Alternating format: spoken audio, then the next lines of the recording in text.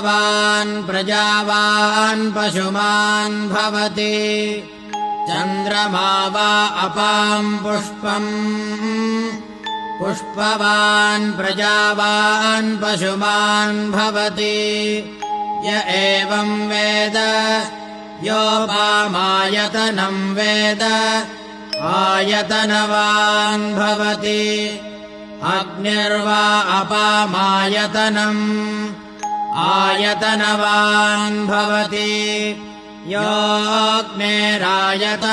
वेद आयतनवान् भवति आपो वा अग्नेरायतनम् आयतनवान् भवति य एवं वेद योपामायतनं वेद